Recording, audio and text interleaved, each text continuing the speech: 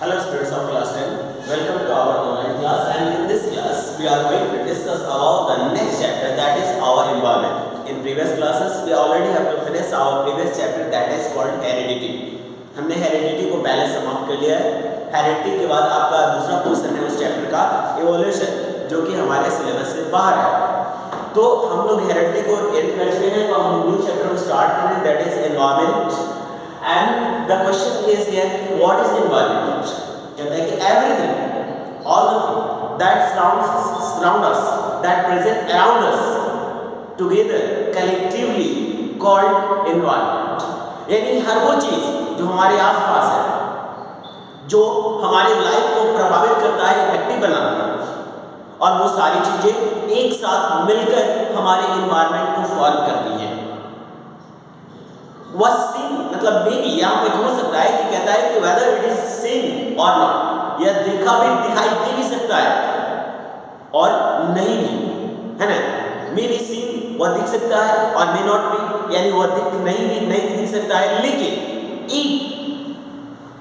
it can affect the life of the living organisms are counted as the part of the environment. वह दिख रहा है या नहीं इससे मतलब नहीं है, लेकिन अगर वह ऑर्गेनिजम्स लिविंग क्रिएचर्स के लाइफ को इफेक्टिव बनाता है तो वह पार्ट ऑफ एनवायरनमेंट है, वह एनवायरनमेंट का पार्ट है.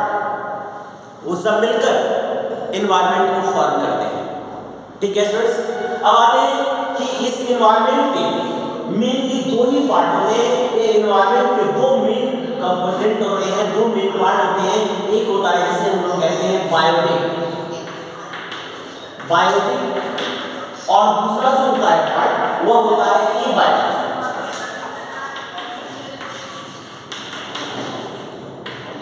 दो पार्ट्स हो गए एनवायरनमेंट, एक बायोटिक और दूसरा हो जाएगा एबायोटिक. यानी हमारे एनवायरनमेंट में दो ही तरह के पार्ट्स होते हैं, दो ही तरह के कंपोनेंट्स होते हैं मेनली, जो आपस में मिलकर इस एनवायरनमेंट को फॉर्म करते हैं. एक है बायोटिक यानी लिविंग क्रिएचर्स, यानी जितने भी लिविंग ऑर्गेनिजम्स हैं. लिविंग ऑर्गेनिजम्स भी आप जानते हो कि दो तरह के होते हैं. एक वैसे लिविंग क्रिएचर्स जिसको आप अपने नेकेड आई से देख सकते हो, और एक ऐसे लिविंग क्रिएचर्स जो आपके नेकेड आई से दिखाई नहीं देंगे, है ना. और ऐसे चाहे वैसे भी ऑर्गेनिजम्स हो, वह माइक्रो ऑर्गेनिजम्स हो चाहे मैक्रो ऑर्गेनिजम्स, ये मैटर नहीं करता है, लेकिन वह बायोटिक है, वह लिविंग है, और इसलिए वे पार्ट ऑफ एनवायरनमेंट है. They must play important role in the survival, in the retention of the environment, यानी environment के retention में, environment को बनाए रखने में, environment के creation में, environment के destruction में, ये सब में अपना एक important role play करते हैं, और ये इसका कहलाता है, ठीक है, बायोटिक कंपोनेंट. अब आते हैं अबायोटिक कंपोनेंट, यानी कहता है कि वैसे नॉन लिविंग थिंग्स, यानी सारे लिविंग थिंग्स बायोटिक हैं, और कहता है कि नॉन लिविंग थिंग्स जो है वो जो एनवायरनमेंट के पार्ट बनने वाले हैं, कहता है कि ऐसे नॉन लिविंग थिंग्स जो कि किसी भी लिविंग थिंग्स के लाइफ को इफेक्टिव बना रहे हैं, जो उनके सर्वाइवल के लिए नेसेसरी है, जो उनके सर्वाइवल में एक इंपॉर्टेंट रोल प्ले करते हैं, ऐसे सारे नॉन लिविंग कंपोनेंट्स जो हैं वो एबायोटिक कंपोनेंट के तौर पर काउंट किए जाते हैं. चाहे वो एयर है, चाहे वो वाटर है, चाहे सॉइल है, चाहे अदर सब्सटेंसेस हैं, मिनरल्स हैं, और वो सब किसी भी बायोटिक कंपोनेंट के सर्वाइवल के लिए एसेंशियल माने जाते हैं. इवन सनलाइट, आप सनलाइट को जानते हैं कि अर्थ पर अल्टीमेट एनर्जी का जो सोर्स है, जो मेन एनर्जी का सोर्स है, दैट इज सनलाइट. तो वो भी हमारे एनवायरनमेंट का एबायोटिक कंपोनेंट का एक हिस्सा है. ठीक है स्टूडेंट्स, अब कहता है कि ये जो है क्या ये बायोटिक और एबायोटिक कंपोनेंट्स एक दूसरे पर डिपेंडेंट है, तो कहता है yes, all the abiotic components are dependent on the biotic components for their maintaining of balance, while all the biotic components are depend on abiotic components for their survival. यानी एक जो है वो अपने बैलेंस को मेंटेन करने के लिए दूसरे पर निर्भर है, तो दूसरा जो है वह अपने सर्वाइवल के लिए अगले पर निर्भर है. और इसी इंटरडिपेंडेंसी को हम लोग कहते हैं इकोसिस्टम.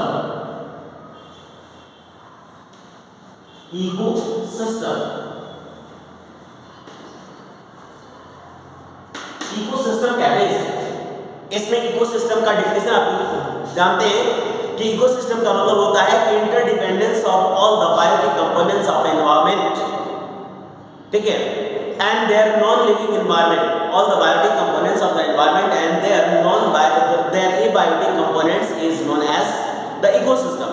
यानी इकोसिस्टम का मतलब होता है कि ये एक तरह का एनवायरनमेंट का जो है इंटरडिपेंडेंस है, जिसमें, ठीक है, इसमें कहता है कि इसमें सभी जो कंपोनेंट्स है चाहे बायोटिक हो या एबायोटिक, ये क्या कहलाते हैं, इकोसिस्टम बनाते हैं, ये आपस में मिलकर इकोसिस्टम बनाते हैं। ये एनवायरनमेंट का इकोसिस्टम पूरा एनवायरनमेंट नहीं है, इकोसिस्टम एनवायरनमेंट का एक छोटा सा हिस्सा है जहां पर जब कुछ लिविंग क्रिएचर्स और उसके नॉन लिविंग कंपोनेंट्स मिलकर एक ऐसा सिस्टम फॉर्म कर लेते हैं जहां पर उसके सर्वाइवल के लिए किसी एक्सटर्नल हेल्प की रिक्वायरमेंट नहीं होती, तो ऐसे बायोटिक, ऐसे जो एनवायरनमेंट के पार्ट होते हैं, इसे हम लोग कहते हैं इकोसिस्टम, ठीक है। तो इसको हम इस तरह से लिख सकते हैं इकोसिस्टम को कि biotic components plus abiotic components लिख सकते हैं।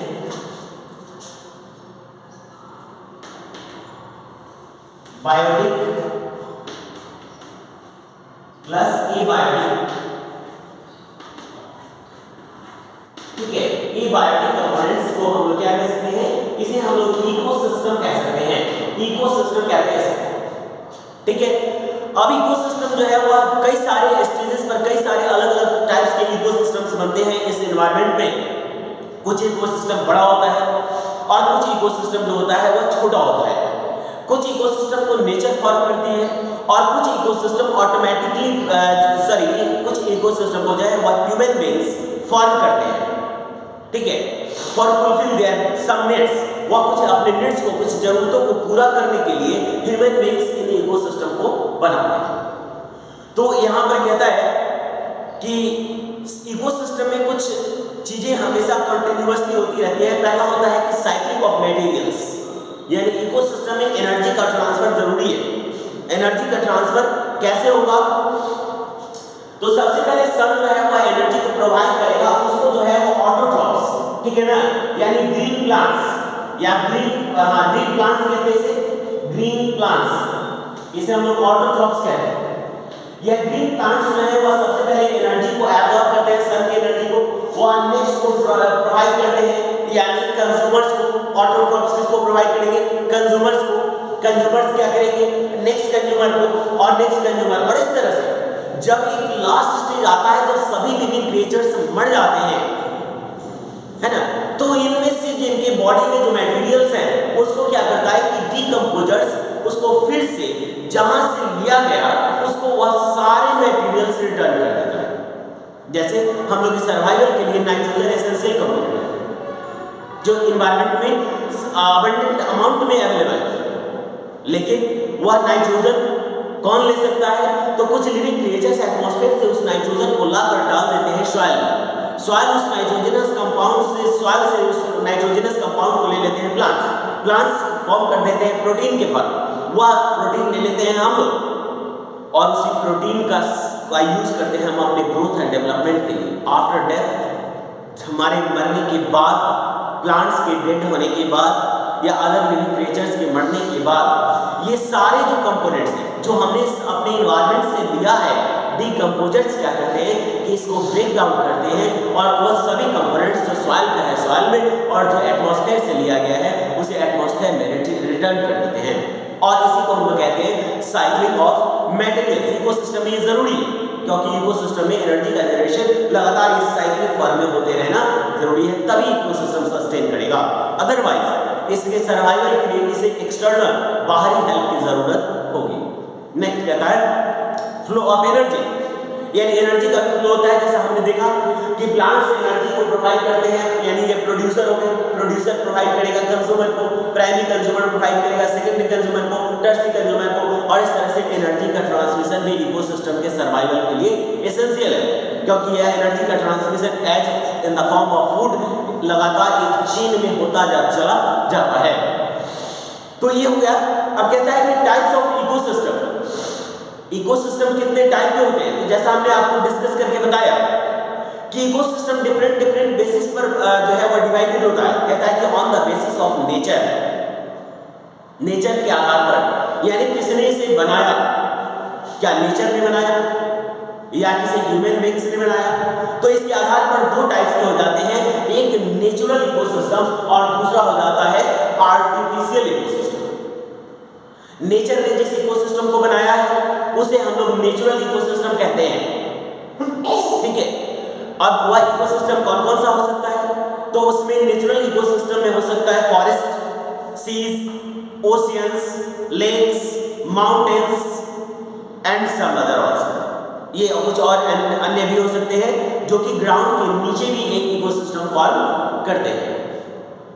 तो इस तरह से नेचुरल इकोसिस्टम है और जो नेचर ने फॉर्म किया है, और इसमें सभी चीजें नेचुरली ही अपने आप में, जैसे एनर्जी का ट्रांसमिशन नेचुरली होता है, वहां पर अलग अलग तरह के जो है वो प्रोड्यूसर्स होते हैं, कंज्यूमर्स होते हैं, और इस तरह से एनर्जी का ट्रांसमिशन लगातार होता रहता है। साइक्लिंग ऑफ मटेरियल्स के लिए डिकम्पोजर्स होते हैं, डेट्रीबोरस होते हैं, और ये साइक्लिंग ऑफ मटेरियल्स को जो है वह परफॉर्म करते हैं, साइक्लिंग करते हैं। वहाँ पर उन सारे मटेरियल्स को उस इकोसिस्टम में लगातार साइकिल के रूप में जनरेट करते रहते हैं, मूव करते रहते हैं, जिससे कि वह इकोसिस्टम के सर्वाइवल को इंश्योर करते हैं। तो चलिए, ये जो आपका नेचुरल इकोसिस्टम है ये दो पार्ट्स में डिवाइड हो गया। जैसे हम लोग कहते हैं कि living creatures are divided on the base into two groups, one is aquatic organisms और दूसरा होता है टेरेस्ट्रियल। उसी तरह से इकोसिस्टम दो तरह का हो गया, एक टेरेस्ट्रियल और दूसरा हो जाएगा एक्वाटिक इकोसिस्टम, ठीक है। टेरेस्ट्रियल का मतलब हो गया कि वैसा इकोसिस्टम जो कि लैंड सरफेस पर सर्वाइव करता है उसको हम लोग टेरेस्ट्रियल इकोसिस्टम कहते हैं। जबकि जो वाटर में हमने जैसे कहा कि सीज, ओशियंस, लेक्स, ये सब कौन सा इकोसिस्टम फॉर्म करेंगे, तो ये सब एक्वाटिक इकोसिस्टम को फॉर्म करते हैं, जहां पर सभी ऑर्गेनिज्म जो वाटर में सर्वाइव कर सकते हैं वह वहां पर रहते हैं, ठीक है। तो ये एक्वाटिक इकोसिस्टम है। अब आते हैं आर्टिफिशियल इकोसिस्टम। ह्यूमन बीइंग्स भी कभी मतलब अपने डिफरेंट नीड्स को फुलफिल करने के लिए डिफरेंट टाइप्स ऑफ इकोसिस्टम को फॉर्म करते हैं। जैसे पॉन्ड इकोसिस्टम, जहां पर फिशरी कल्चर किया जाता है, ठीक है। तो वहां जो इकोसिस्टम बना पॉन्ड में, वह इकोसिस्टम ह्यूमन बीइंग्स ने फॉर्म किया है। चाहे एक्वेरियम है, एक्वेरियम में जो इकोसिस्टम फॉर्म होता है वह कौन बनाता है, तो ह्यूमन बीइंग्स बनाते हैं। और इस तरह की इकोसिस्टम जो ह्यूमन बीइंग्स बनाते हैं और उसके सर्वाइवल में ह्यूमन बीइंग्स का इंटरफेरेंस होता है, तो ऐसे इकोसिस्टम को हम लोग कहते हैं आर्टिफिशियल इकोसिस्टम। अब आते हैं on the basis of duration, यानी इकोसिस्टम अलग अलग ड्यूरेशन तक सर्वाइव करते हैं, ठीक है। अलग अलग ड्यूरेशन, कोई लॉन्ग ड्यूरेशन तक इकोसिस्टम सर्वाइव करता है, और कुछ जो इकोसिस्टम होते हैं वो वेरी शॉर्ट ड्यूरेशन के लिए बनते हैं और बस वेरी शॉर्ट ड्यूरेशन में ही खत्म हो जाते हैं। जैसे हमने कहा कि फॉरेस्ट इकोसिस्टम ये काफी लॉन्ग ड्यूरेशन सर्वाइव करता है, जब तक फॉरेस्ट है तब तक ये इकोसिस्टम लगातार अपने साइड मतलब जो है वह सस्टेन करेगा, वह बना रहेगा, वह इकोसिस्टम एंड नहीं होगा। तो ये फॉरेस्ट इकोसिस्टम का ड्यूरेशन लंबा होगा, ठीक है। और इसको हम लोग कहते हैं परमानेंट इकोसिस्टम। ड्यूरेशन के आधार पर कितने होंगे, ड्यूरेशन के आधार पर ये दो तरह के होते हैं। एक को हम लोग कहते हैं परमानेंट,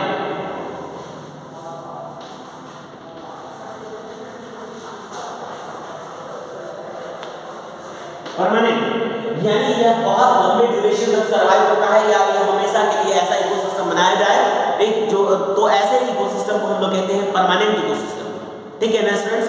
और दूसरा आता है आपका टेम्पररी इकोसिस्टम, जो हमारी जरूरत के हिसाब से बनता है, और जब हमारी जरूरत खत्म हो जाती है तो हम उसको क्या करते हैं, इकोसिस्टम को डिस्ट्रॉय कर देते हैं। और ऐसे इकोसिस्टम को हम लोग कहते हैं टेम्पररी इकोसिस्टम। परमानेंट का तो हमने कहा कि फॉरेस्ट है, सीज है, ओशियंस है, ये सब परमानेंट इकोसिस्टम।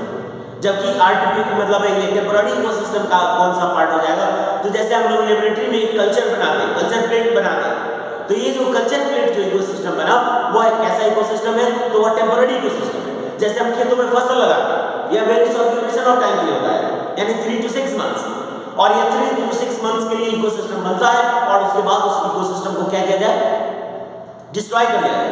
नर्सरी बना जहां पर हम प्लांट्स को उगाते हैं, तो वो भी एक शॉर्ट टाइम इकोसिस्टम होता है, जिसमें शॉर्ट ड्यूरेशन के लिए जब तक हम प्लांट को लगाते हैं तब तक इकोसिस्टम बनता है, गार्डन्स में जो इकोसिस्टम फ्लावर का हम लोग बनाते हैं टेरेस गार्डन, वो भी शॉर्ट ड्यूरेशन के लिए बनता है। तो एक शॉर्ट ड्यूरेशन के लिए बनने वाला जो इकोसिस्टम है वह कहलाता है कौन सा? Temporary ecosystem. ठीक है स्टूडेंट्स, अब आते हैं on the basis of size, यानी साइज के आधार पे भी पहला हो गया, दूसरा हो गया ड्यूरेशन। ड्यूरेशन के आधार पे दो आगे देगा, एक परमानेंट इकोसिस्टम और दूसरा हो गया टेम्पररी।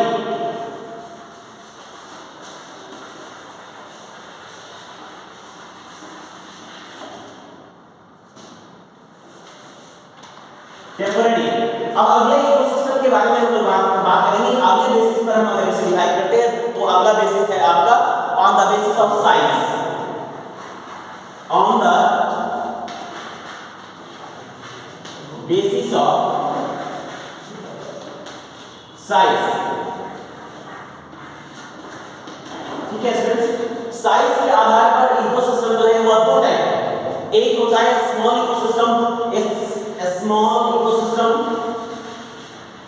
स्मॉल इकोसिस्टम और दूसरा होता है लार्ज इकोसिस्टम। ठीक है, ये स्मॉल इकोसिस्टम बहुत छोटे से प्लेस में जनरेट किया जाता है, जैसे कि आपका होगा पॉन्ड इकोसिस्टम, जैसे कि फ्लावर पॉट इकोसिस्टम, जैसे कि आपका एक्वेरियम इकोसिस्टम। ये सब जो इकोसिस्टम है वो वेरी शॉर्ट प्लेस में, बहुत छोटे से जगह में क्रिएट और जनरेट किया जाता है, और इस तरह के इकोसिस्टम को हम लोग स्मॉल स्केल इकोसिस्टम कहते हैं। जबकि जब जो इकोसिस्टम बहुत बड़े प्लेस में होता है उसको हम लोग कहते हैं लार्ज इकोसिस्टम, जैसे कि फॉरेस्ट है, ओशियंस है, सीज है, ठीक है, लेक्स हैं, माउंटेन्स हैं, ये सारे इकोसिस्टम कैसे इकोसिस्टम कहलाते हैं? Large ecosystem.